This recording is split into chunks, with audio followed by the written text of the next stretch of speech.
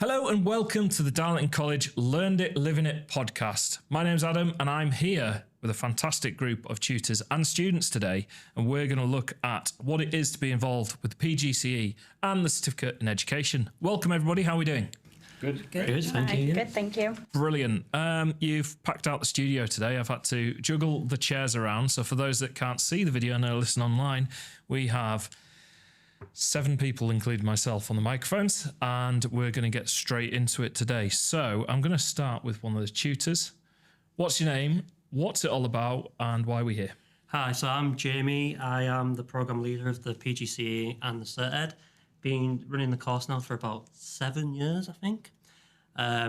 So we offer 2 courses. The PGCE, the Cert Ed, they're both part of an umbrella qualification called the Diploma in Teaching, which is the recognised teaching qualification for people that want to teach in further education. Okay. So a lot of the staff at the college have come through our course in the last several years. We've taught a lot of people. We've got a lot of experience delivering the course as well. It's quite an exciting course. It changes quite a lot. The curriculum gets rejuvenated quite frequently. But yeah, it's interesting. Fantastic. And could you just introduce yourself as well? I'm Rani Khan. I'm a senior lecturer in education, and I started alongside Jamie a number of years ago. We looked a lot younger then as well, I think. But yeah, as he says, it's an amazing course. I think every student who goes through it has had some kind of transformational experience, and we're getting a lot of nods. And they've really enjoyed it. It's engaging, it's innovative, it does lots of different things for lots of different people. Absolutely. So what I'm going to do is introduce our students, because when I said come and sit down, what naturally happened was teachers on one side and student teachers as well on the other. I didn't determine that, but we seem to have all the students opposite me. So could you start at the end and just introduce yourself, just tell everyone what you do, what's your name? So my name is Ciaron Simpson. I currently work as learning support on the outdoor education programme that is at the Darlington College. I started the Cert Ed about 2 years ago, part-time, and I've loved every minute, really. It's been an eye-opener. Give me plenty of knowledge to kind of be able to deliver workshops and lessons within the outdoor education. It's given me generic information that I can then tailor towards using in the outdoor education department, which has been brilliant. So I've loved every second of it. Fantastic. And if you just want to pass the microphone over. Hi, I'm Amy Pattinson. I'm a programme leader on the Level 2 Criminology, and I also module lead the Level 3 Criminology.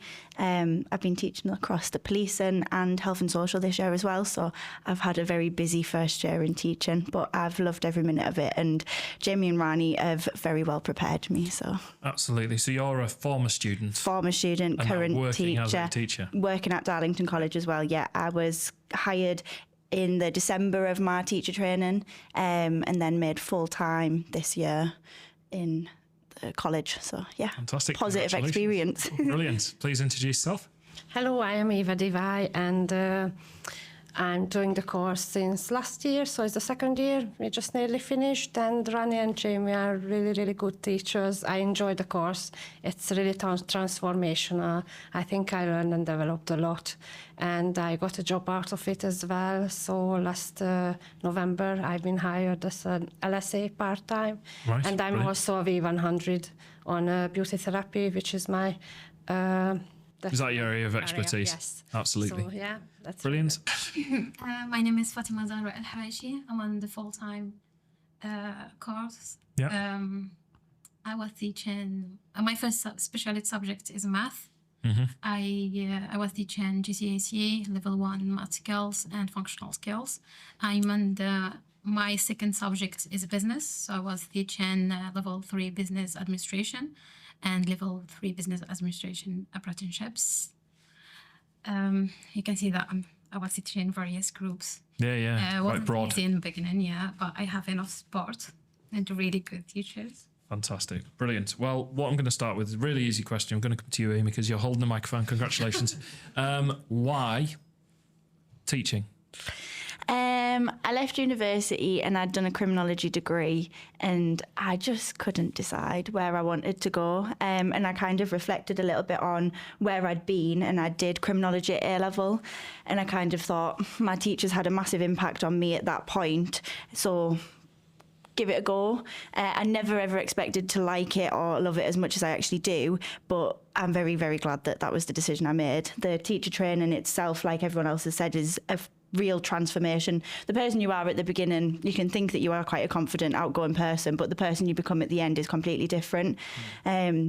I remember one of the first things that Jamie said to me in the classroom was about how it's all just an act, and that it doesn't really matter who you actually are, you just put on a face, and it is really, really true. But I think by the end of it, you actually do become that person. So really, yeah. Yeah, I imagine it can be a bit of a performance at times, because you might be dealing with a whole world of things behind the scenes, and you need to turn it on, be present. Go in the classroom and try your best. Absolutely, absolutely. Ciaron, why teaching for you? Oh God, that's a good question. I was told many moons ago by my stepdad that I was always like destined for teaching. Kind of played around with the idea for a while in my head, and then eventually bit the bullet and kind of progressed down the route. I was kind of also, I wouldn't say pushed, but one of my tutors mentioned it as well, that I would be ideal for teaching. He says that you just got the knack for it. And as I was going through the course and just kind of made leaps and bounds with how I was delivering classes, I think I made a lot of progress, especially in the second year. And it's just been very enjoyable since I've started, and just want to make more leaps and bounds going forward and hopefully get a career in teaching. Yeah, absolutely. Eva, why teaching for you? Yeah, so I was working in the beauty industry as a beauty therapist. Okay. And I love everything about it. And I had the feeling that I want to give this passion and knowledge to the future therapists. So I chose it. I remember my interview at the very beginning, and I always remember the faces of Jamie and the other tutor who was there, Matt. That I said that when I was little, I was always thinking I don't want to be a teacher. But then I find my passion in beauty, and I just want to give it to the future beauticians and teach all my knowledge and experience. So what made you go from working in the industry, I assume serving clients, as it were, to going, actually, I want to teach the staff how to do, teach future staff how to do this? What was that spark that created that for you? Maybe it's the life around family as well, which was influenced, because in a spa you work weekends and everything. Yeah. So in teaching, it's better around my family. But really, the real spark was that I was thinking around my colleagues, my junior colleagues, that I've seen them struggling a little bit when they're coming out of college. Okay. And as an industry expert, I would say you can teach them a little bit inside. So you're naturally starting to mentor people, yes, and sort of explore teaching, I suppose, in an informal capacity. Yeah, absolutely. But that's all you need sometimes, is a bit of a spark. Fatima, why you? Why did you get into teaching? I did my bachelor degree in academic and management in Morocco. So always my peers, because I really was good to explaining the question and everything with them to my peers. So they always ask me, okay, you don't want to go with teaching? I am not thinking to do teaching. I wasn't sure. So I came here to the UK. I was doing my level 2 functional skills English. Okay. And one of my was teaching assistant in my class. Recommend the course with Jamie. So she gave me the email. I contact him. So I had the support from Jamie before the course. Oh, brilliant. So he offered me a place in level 3 education and training. Mm-hmm. So I like it. I enjoy it.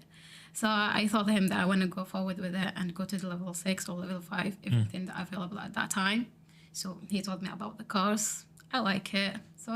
So how many years does that sort of take? What period are we talking there? I think I contacted Jamie in 2024, I think.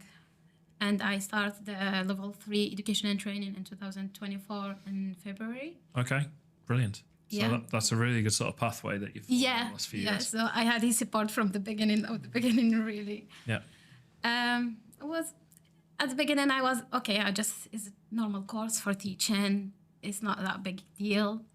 But when I started, I found that no, it's that big, really big.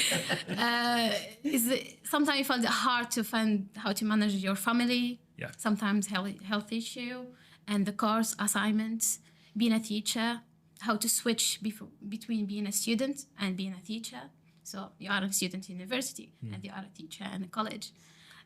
For me, I was teaching like various mixed groups, different subjects. Yeah. So I think I did really well, I think. You're allowed to think you did But well. I had really good support. If I feel that I'm not sure on anything, I send a message or an email to Rani. I can respond or ask Jim about anything. I find him. Brilliant. So Oh, well done. There's a credit to you.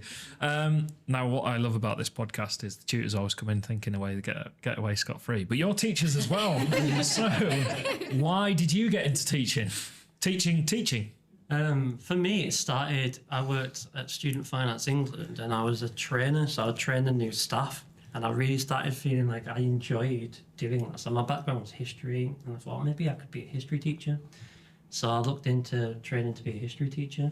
But it started off from working at Student Finance and training people how to pay invoices. Yeah. And it developed on from that. And then I started out, I did my teacher training down in college as well, 11 years ago now.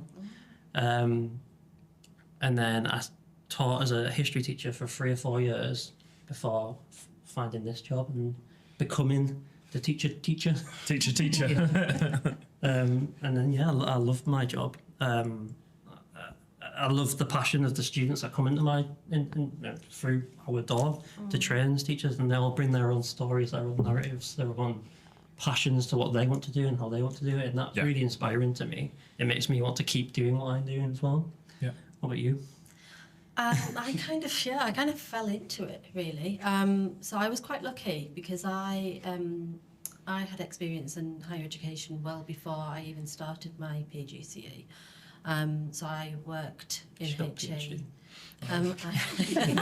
So you hang on, you've had the full spectrum of education. You got to sample all education. Yeah, I kind of got to be a part of all of it, which I think really helps just to offer some of that kind of foundational knowledge to students a lot of the time. So I kind of fell into this because I did my teaching practice placement teaching HE at Darlington College, and then was kind of offered a role off the back of that, coming into So if I just jump in, for those that don't know listening, HE, higher education. Higher education, yeah.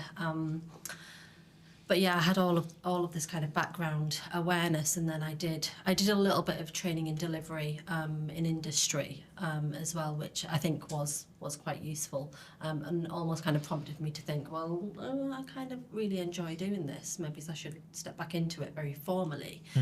So applied to do my PGCE, and again was based at Darlington.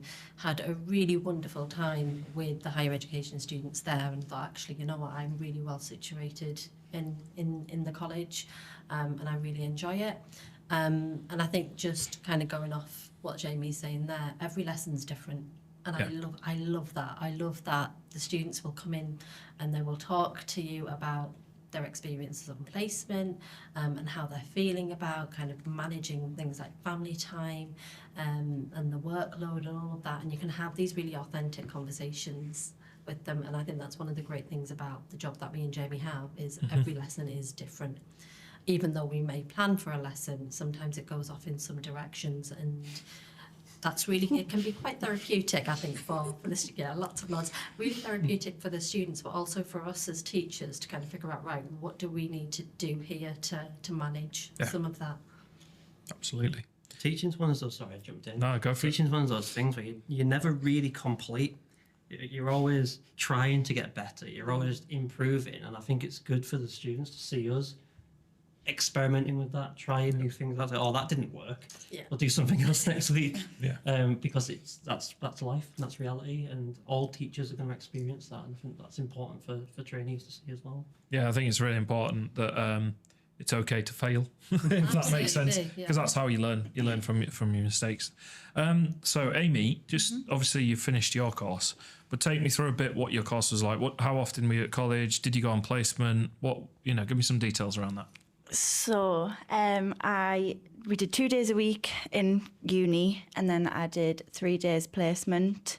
So I was still kind of at work 5 days a week. You didn't have to do 3 days placement. You have to complete a certain number of hours over each portfolio. Okay. But I kind of just threw myself in the deep end. I think a lot of people do the same as well. And I think that doing that, you just get the full experience of it. You just straight into it. Your first start of the half of the course is about learning how to be a teacher, kind of teaching practices. It's called pedagogy. And then the second half of it is learning about curriculum and understanding how to write your schemes of works and things like that. And the way that that's set out really sets you up quite nicely, because you are understanding one part of it and who you are as a teacher, and then you go into understanding more in depth, sort of. So, yeah. Brilliant. What point did you get your red pen? No red pens. No red pens? No red pens. Well, there you go. Red pens are seen as negative, so I'm trying to word it. So yeah, no red pens. I love a purple pen. Yeah. Now it's purple, yeah, in the Yeah. college. I bet you're a purple pen with a smiley face at the end. Smiley faces all the way. Do better, smiley face.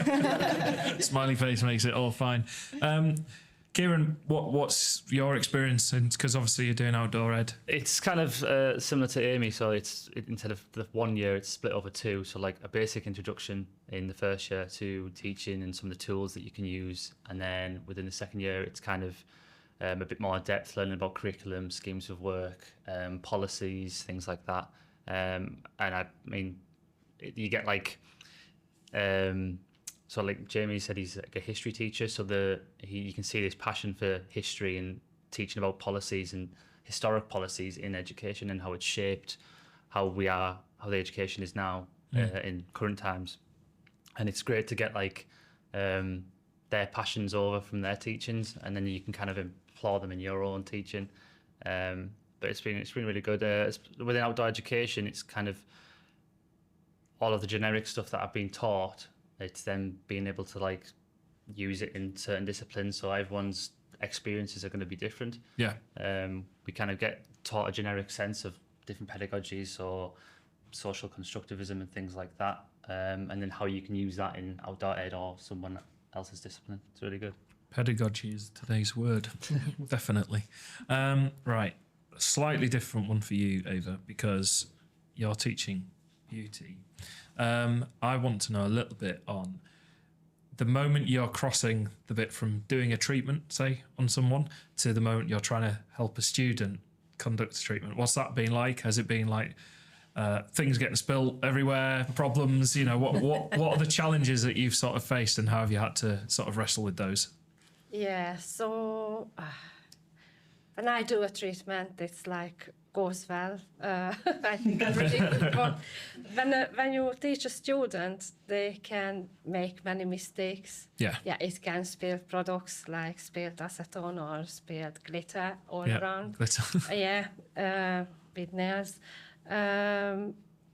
I'm teaching a nail course at the minute overnight and like evening classes, and it's really exciting, and it's really interesting to see.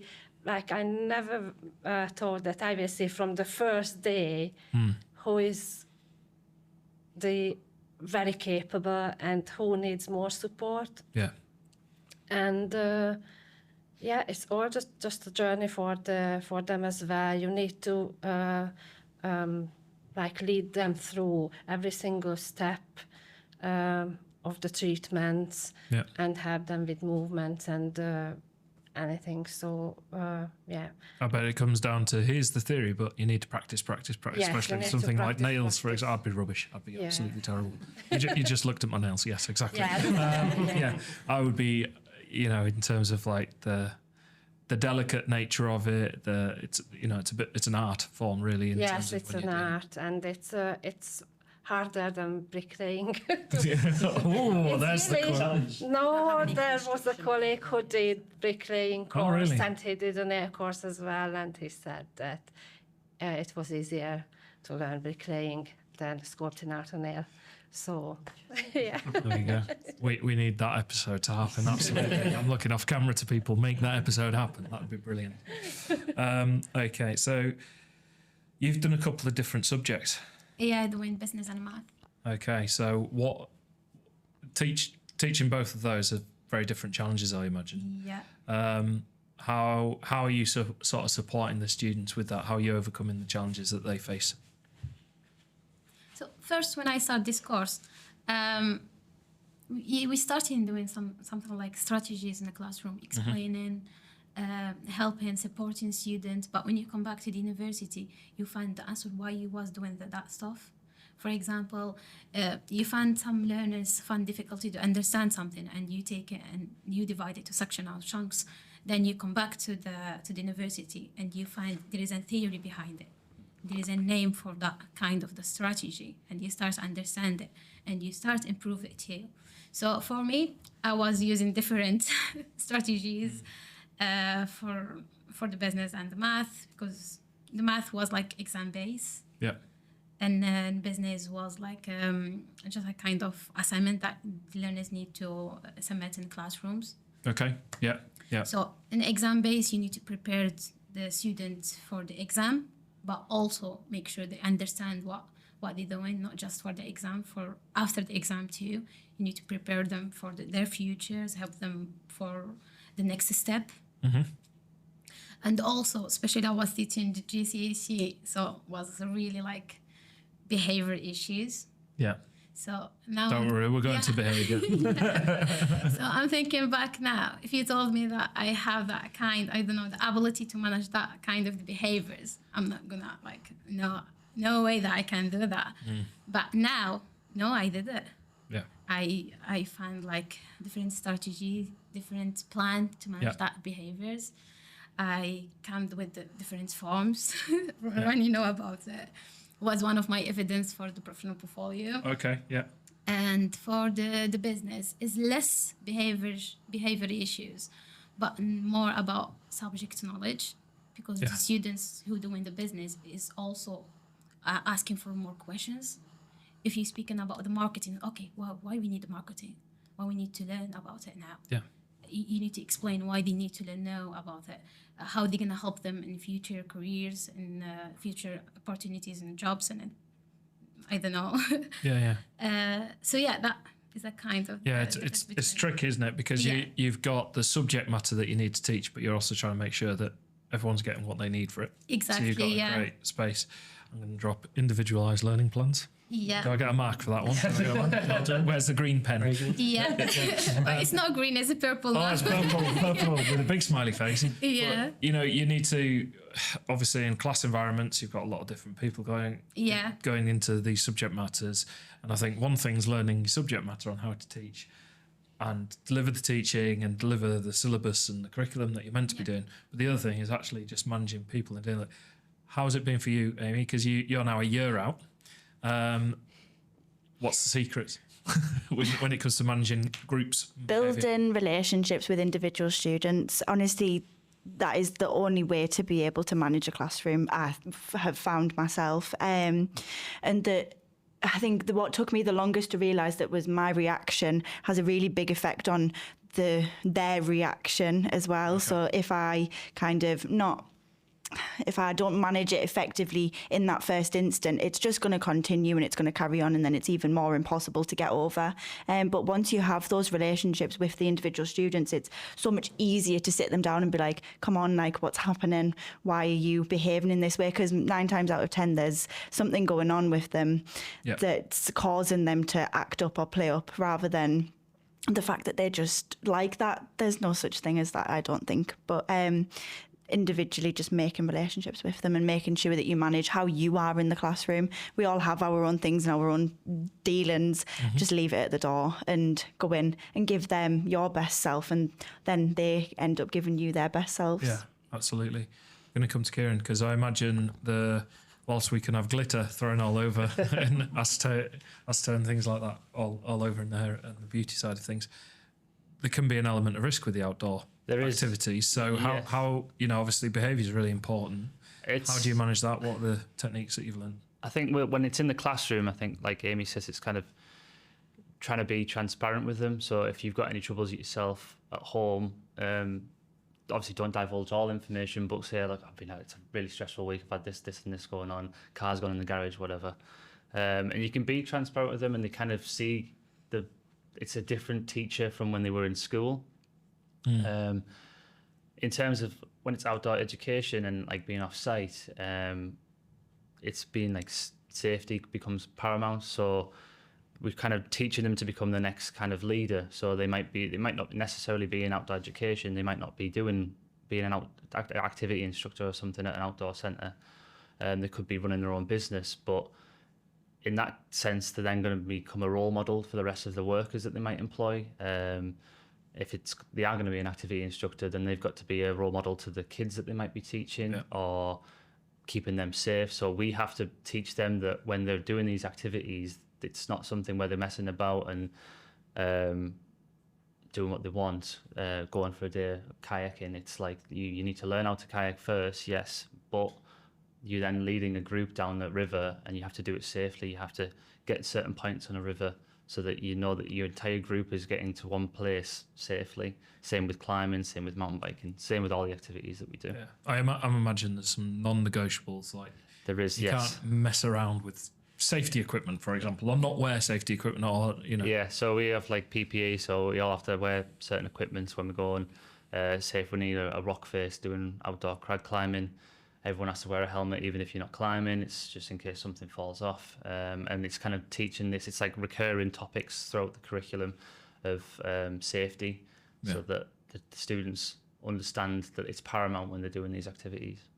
Yeah, and I think by teaching them youngly, they'll probably get the idea quite quickly, because it's like, well, it's going to be on your shoulders, actually, and they'll be like, yeah, can everyone stick a helmet on, please? So if they're leading the group, they don't want to be potentially sued, and they'll learn about that. They'll learn about cases where people have been sued in the past for being negligent against the students that they're teaching. I mean, there was one a few years ago about a lady that she took 4 paddleboarders down a river and unfortunately lost their lives, and she got sued for it.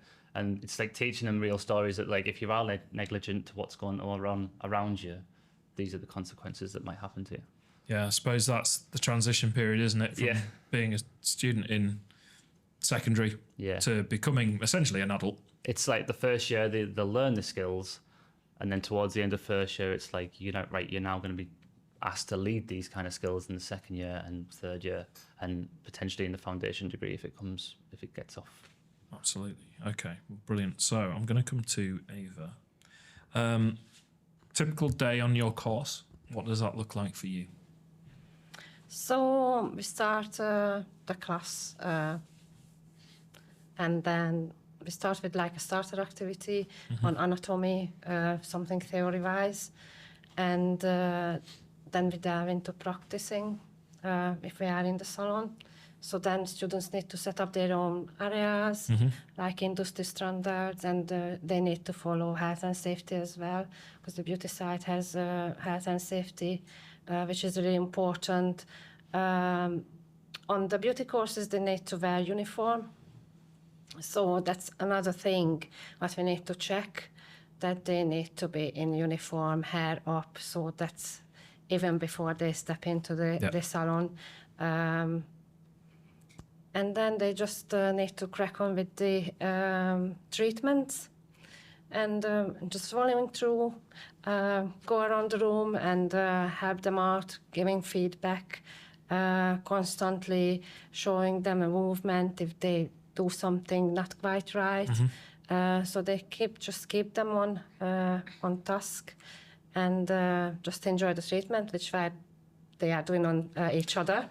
So everyone has a chance to get it as well. So I know that members of the public occasionally can come in, can't they? Can get a haircut and things like that. I've been in, I've seen it. And the way the whole setup is run in there it's a professional setup in the college. It has to be professional. It has to be well behaved. Here's a good one for you then. So one thing is doing the nails, but how do you support students in actually talking to their clients? So the small talk, what's the weather doing this week? Because I imagine someone could be, I bet you've got a huge responsibility on trying to work on their people skills. And whilst they might be being assessed on doing some nails, for example, actually you kind of say it yourself, relax and enjoy your treatment. You know, how do you support the students in helping that happen? So we have a professional code of conduct, and I lead them through no swear words. That's the first one in a salon. So just to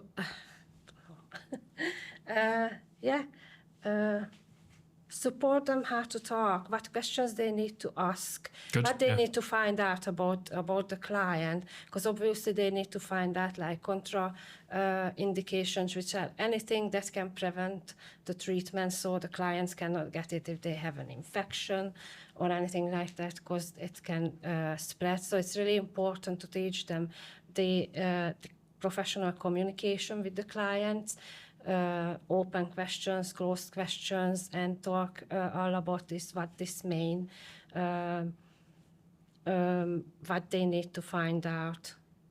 And then during the treatment, they can talk about the weather if they want, if the client would like to, but they need to be like calm, tone of voice. And absolutely. everything. Yeah, I can imagine when they're first doing a treatment, it could be quite overwhelming in terms of I want to get this right, and it's quite stressful. And it's like giving them the confidence to be calm. Yeah, but we do lots of practice before they come to the actual graded exams. So they're going through the process, and we are always there to help out and step in if something like goes wrong. Absolutely. Amy, criminology. Yes. Something I haven't had a lot of experience with in terms of subject matter, and it's something that I've always been interested in. What are you trying to teach the students that are outside just the curriculum piece? So there's been a huge push in the college as a whole to look at employability and sustainability skills. So we have an hour and a half blocked out a week, or I have with per group, where we kind of go through, it's called group tutorial, and we sit and we look at real world experiences. We look at what kind of skills they need to go out into a world of work and to help them succeed, because we can have them in the classroom for 8 hours a day and we can teach them all of this content, but it doesn't actually make them a human being. And so we kind of teach them those other skills that they need to be able to go and be successful in life. So we focus massively in criminology on kind of communication, academic skills as well, because a lot of them are looking at going off to university, and that jump from secondary to college is huge, and then from college to university is even bigger. And so we try and close that gap as much as possible in the short time that we have them. And so we look at those kind of skills like that. Yeah. Fantastic. Okay, so Fatima, for you, how has the course made a difference for you, and sort of why? What are the key things for you that the course has done for you? It's a really big difference. I think there is a big impact on my personality that really threw. Even my relationship with my kids have really big impact. I'm start understanding how they act, how they react inside my house, not even in a classroom. Okay, yeah. So in the classroom it gives me everything that I know now. It's giving me the skills, the knowledge, the strategy that I can use, how always you need to have something behind that help you if you feel that you're not controlling the classroom at that time. If you need sometimes to think, how to reflect in action, and after the action, how the reflection is very important for the students, for me as a student teacher, and also as a teacher. Yeah. Wasn't easy, but it's worth it. Is worth it in every point of that course. That kind of the confidence. I didn't have that confidence before when I started the course. I didn't have that confidence to start off like 20 or 16 of the students in the classroom and start teaching, be able to take their question without freaking out. And no, I can't answer that question. I have the knowledge, but I don't have that confidence to answer the question. And say, okay, even if I don't have the answer for them, there is no, I don't know how to find the word. It's okay to not have the answer. We can find it together. Yeah. But I didn't have that skills before. I didn't have the confidence to sit down with you now and speak. Now I'm speaking. I was extremely delighted when I saw it was teachers. I was like, yes, they should be able to talk to me. So I did that. Especially for me, the English is not my second language, it's the third language. So my first is Arabic, second is French. And now I'm speaking confidently in English in podcast, in interview with you. I think that is when. I didn't have that before. I think it's brilliant. Yeah, I've seen you grow so much over the last 2 years, and confidence is the big thing, and volume. Yeah, yeah. Because that was a discussion we had a few times. But yeah, you've grown so much in confidence, and that's so lovely to see. Yeah, I have it in my feedback from Rani and from Jimmy that you need to hide your voice. You need to speak a little bit more clear. You have the words, just speak loudly, just throw it. I didn't have that before, but now, no, I can just go to the classroom. Even I'm not prepared, I have in my laptop different activities, different lessons that I can just pick. Yeah, you're starting to have the experience basically to call upon. You start having the professional judgments that you didn't know about it. If you ask me about professional judgments before the course, I thought, what does that mean? What is that linked to? Yeah. You know, to do stuff.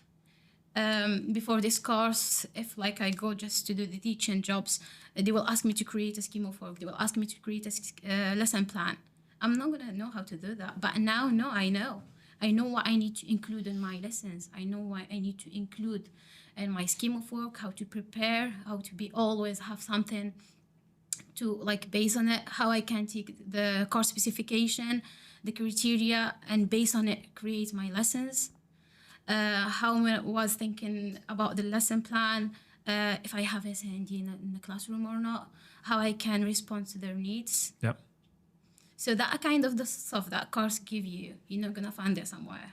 Yeah, it gives you like the foundations to take forward. Give you everything.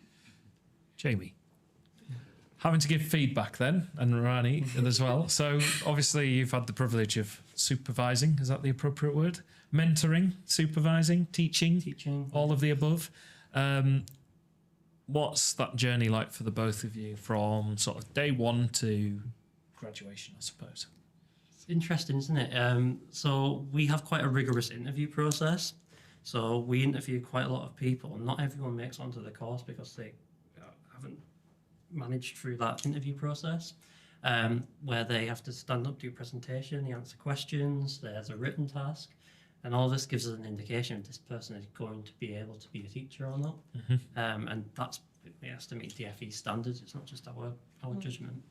And what we seem to get is a lot of people that are really well-intentioned but don't have a lot of knowledge about what it takes to be a teacher. Obviously, I'm not going to because I haven't done the course yet. And that transition, we say, and I think it can be seen as a bit of a throwaway line, and I'll probably said it all to you, that teacher training is a transformational thing. You come out of it a different person than you started off with, and that's the thing that I really like about it, that transformation from when we first interview people to then when we see them graduate, and we saw Amy graduate, and that development of them as a person and their confidence and their knowledge and the way they hold themselves, it all changes. It's transformational. Absolutely. What about yourself, Rani? So I think one of the best parts for me about this course are the observations. And I love going Hang on a minute. classroom. Is that, I was going to say, is that your favourite part? No, it's not their favourite part. Carry on, your favourite part. Flies just from the words. Because we almost get to see all of the kind of the discussions that Jamie and I have with students, some of the work that we've done with the students. We kind of see a lot of that kind of beginning to form in the classroom. And one of the things I really love to talk about is things like classroom presence. And I think, Fatima, you've kind of talked a little bit about this, and I think you're all examples of when you've had your very first observation, what your classroom presence was like, and how nervous you were feeling, and by the end of it, and the end of the course, the observational feedback that you were getting about classroom presence was that it was very natural, and you're approachable and warm and receptive to learners in ways that you weren't before. So we almost kind of get to see them grow in a way that you wouldn't do on other courses. Yeah. And I think that's really wonderful. And I think for me, again, the observations start off very feedback heavy. You know, we want them to do well. We give very specific feedback. And certainly by the end of it, for those of the students that I've done observations for, I'm finding like, I can't quite find any points now. And that's kind of the moment where you think, you know what, they've done it. They've worked so hard, they've got it. And that classroom is just theirs now. They're not a student teacher, they're a fully fledged practitioner in that classroom. And I think that's one of the really wonderful things to see and observe. The students won't know about this, but me and Rani have conversations about the observations that we've done. And there's often times where we're celebrating. Oh, she did this in the lesson, or I did that in the lesson, I finally cracked it. And we have those moments of celebration in the staff room. That's brilliant. Really good. Right, I'm going to start with Ciaron at the end. So if you pass the microphone over to Ciaron, it's sort of a double-headed question. Okay. So, what's the biggest thing you'd say you've learned during your time? And then this follow-up question is, wind back to when you were thinking about doing the course. What would you be saying to yourself at the start? So, what's the biggest thing you've learned, and what would you be saying to someone that's thinking about doing the course? Okay. So the biggest thing for me, I think it's just like the arsenal of tools that you get. Essentially, it's like you start off with like maybe a basic knowledge of it, and then by the end of the course, it's like you've got like a full tool belt of like all sorts to be able to throw at students, and be able to teach comfortably. It just completely prepares you in every way that you can think of for being a teacher. In terms of things I would say to myself or someone who's coming up through the ranks, I would say prepare yourself. It's not an easy degree or qualification to get. You're going to have to do a fair amount of work, some long nights ahead of you, but I would say it's all very worth it. If you reflect on it like you really should as a teacher, you're constantly reflecting, you will constantly want to better yourself in every which way. So maybe through CPD or through just trying to fine tune things the way you deliver a lesson. But it's that enjoyment of the process, and almost perfecting your craft. You take a real passion for the teaching. Once you start going through the motions, don't be scared of getting feedback, because that's always how you're going to improve. Yeah. But yeah, just enjoy the whole. It's going to be a lot of work, but it'll be great at the same time. Perfect. Amy, same question to you. I've got the same answer for both. Stay organised. Well, you have brought notes today. I learned a lot on this course. Amy's one of the most organised people I've ever met. Yeah, just stay organised. And then I've also wrote, keeping on top of portfolio equals stressful. Right, okay. That's the only thing that I think I can pass on to someone else. The more organised you are, the more the opportunity you have to succeed. The amount of different components that make up your teacher training is impossible.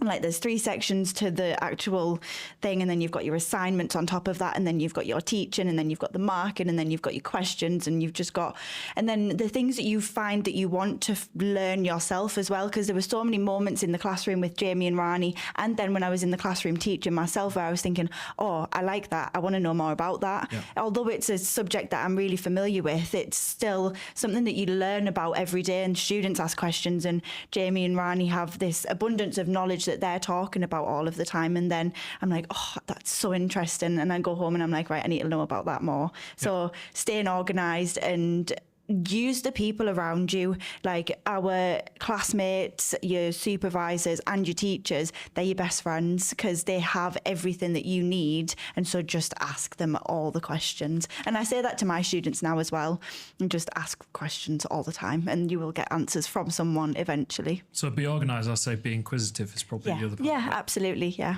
Absolutely. She was definitely that. Yeah. Fantastic. I love a question. Ava, same question to you. So I think I learned the most. It's important to be confident, even if you're not. And I think I grew a lot in confidence and speak out loud, Yeah. because I was really quiet. And I think, like, even a year ago, I wouldn't say to come here. I would, like, dread it. I don't take it personally, don't worry. Nothing. It's just... It's the microphones and the cameras and the lights and all that. Yes, I get everything. it. But, and I would say I already offered the course to one of my former colleague, and she's on it on the first year, and she enjoys it. Only I could say, stay on top of your portfolio, stay on top of your reflections. Yeah. Because if you fall behind, as I did, you have so much to catch up, Yeah. and you will spend nights and nights just to catch up on them. So yeah, stay organized. Time management is really important, and be like confident and resilient. Absolutely. Good. Thank you. Last one for you. As I said before, the big win for me was the confidence speaking. Yep. Also, even if I wasn't thinking about teaching, and I did this course, is help not just with the teaching practice, is help you to be a professional, how to speak, how to be prepared for everything. Is give you that chance to be a student, but always to be in actual practice in the real environments in the college, how the job gonna look like in the future. Yeah. How you're gonna speak or deal with the mentors, with the curriculum managers, with the student support who are gonna be with you in the classroom, how you're gonna manage the behaviors and everything in the classroom. And I think she said before about building a relationship with the students. That is also something that I learned, because I'm not good in building a relationship with others. So yeah, the key of the success is to build that relationship with the students and also with the colleagues. Yeah. In your environment or in your classroom. Is also you need to respect and hold your boundaries too. For me, that is very important. Yeah. So yeah, we can create or build that relationship, but also we need to hold the boundaries. And remember always the key term of the safeguardian. So yeah, that kind of stuff. That Absolutely. Yeah. This course. It sounds like a lot of personal development Yeah. for everybody. What I'm gonna tell myself if I was, I will encourage myself to do this course, of course. Yeah. Yeah. When I start this course, we have the guest speaker who was Amy. She told us about to be organized. How is that important? Yeah. So I followed. So rule one, listen to Amy. Tell our students that. Yeah. So I was up to date with the reflection journal. I was reflecting every week. Yeah. I was like always up to date with my professional portfolio. If I have something, just I add it, so I'm not forget what I did. Always prepare for the observation before book them. Yeah. So I have the lesson. Rani's favorite thing. Yeah. Also, it was like celebrated. We have the feedback and positive feedback. Yeah. Always there is a note that is between positive and it's not absolutely. negative, but something to improve. Constructive. Yeah. Constructive. So yeah, we sometimes that we have that positive. We say, yeah, I did it. Really well done. Oh, you've got to celebrate your wins. It's really important. Yeah. Yeah, that kind of the stuff. For me especially, it wasn't easy because I had some health issue. Okay. So I found two tutors in my bag. Yeah. Always, Jimmy always asked me in my tutorials, do you need help? Do you need any support? You want me to help you with something? So yeah, that was really make a really big difference. Fantastic. Well, thank you for sharing that. And thank you to all of you for coming in today. We really appreciate and value your time. And it's been wonderful to hear all about the great work that you've been doing. Congratulations, tutors. You've got a good bunch there. All right, aren't they? Yeah, they've done really well. So, yeah, if anyone wants to know anything else about the courses, not just this course, but any of the courses available at Darlington College, please go and check out the website at darlington.ac.uk and you can find out more information. Alternatively, give them a call. Come and check it out. There's open events on. There's all sorts happening. Enrollment is happening this August for the end of GCSE period. So if anyone's interested in any of the courses at the college, please, of course, get in touch and find out more. Other than that, thank you. Been a pleasure to have you. Thank you. Bye. Best of luck in your endeavours.